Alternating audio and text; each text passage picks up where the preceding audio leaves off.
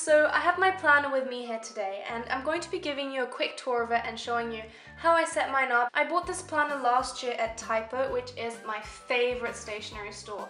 I'm incredibly picky when it comes to the way my planner is set up, and this one just tailors perfectly to the way I organize myself, so I recommend it 100%.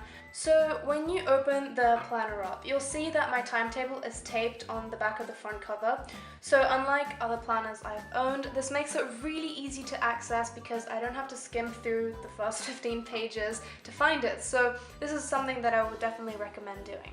Then on the right there's my name, as well as a little pocket that I've made myself that allows you to store loose sheets and notes like I've done already. And it's incredibly handy, and I'll be actually making a video soon to show you how to make them, and once I'll do, I'll put the link somewhere here so you can check it out. Then the next page is my info and reference page. So here I keep flight details, booking numbers, usernames, reference numbers, and phone numbers for takeaway restaurants too, and all that kind of information. I'm covering up what I've already put there because I mean this video is live for the world to see, but in general I wouldn't recommend putting too much personal information like passwords and codes in there because you don't want it falling in the wrong hands. That type of information I usually keep in my bullet journal, which is what I keep at home. And then on the right is my personal information page. So this contains personal details which I haven't yet completely filled. But what I find pretty funny is that there's a little space to put in your Instagram and Twitter username, so this planner is definitely getting with the times. But anyway, underneath it there's an in case of emergency section. So this is really important because if something happens to you and you've got your planner with you, people have the required information. Underneath you can also put more information, and I've put the address and phone numbers of nearby police stations in case anything happens. And then there's also the international emergency number. So that's actually something everyone should know. Wherever you are in the world, you can always dial 112 in case of any emergency.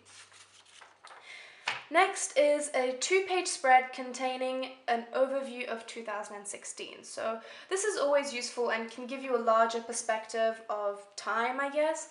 And afterwards, there's a 2-page spread of 3 years worth of dates. So 2015, 2016, and 2017.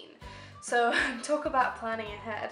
The following pages include public holidays, so this is for Australia specifically, and then for all around the world.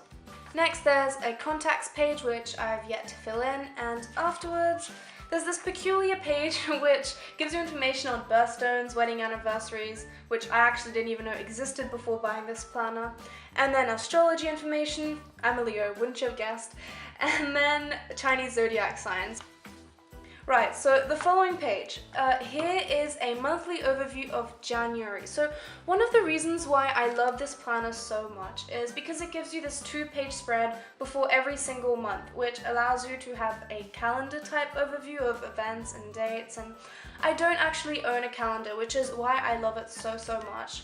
This was January, which is obviously why there's not a lot of information in it because I was on holidays, but you can really see how this can be useful. And on the right there's also a little space for you to put notes in. Now as for the weekly spread, so this is an example of this week. So the 2-page weekly spread is amazing in so many ways. Well, firstly, there aren't any lines on the pages, which gives you a lot of control on your handwriting size and how you organize it. I mean, you might even want to draw a line vertically. I think I did this on a previous page.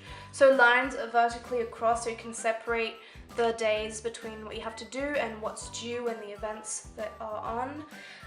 One of the reasons that I'm really picky with my planners is because I prefer to have weekly spreads that are well organized rather than daily ones. And some planners, such as Moleskines, are really good where they have a week on the left page and then space to write notes on the right. So at the end of the day, the most important thing is for you to feel at ease with what you're using and to make it tailored to how you organize yourself. So I mean, this kind of layout continues until the end of the year, and occasional spaces to put notes in, which are always useful. So yeah, it just continues.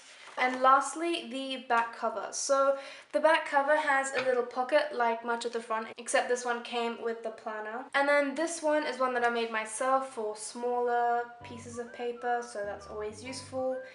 And that's it, I guess. So overall, I feel like the design of this planner is so simplistic, and ergonomic and practical, and it's one that I would very much recommend. Something else that I'd like to add, which I've had people question me about, is the difference between a bullet journal and a planner. So this obviously depends on the person, but for me, my bullet journal is centered around productivity lists, so lists of every kind, be it daily, to-dos, music, books, TV shows, and my planner, on the other hand, is centered around time. So whilst I leave my bullet journal at home, this I take everywhere that I go. Some people use one or the other, some people use both. At the end, just do whatever you like.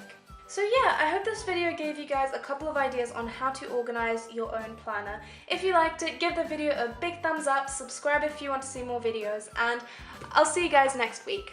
Bye!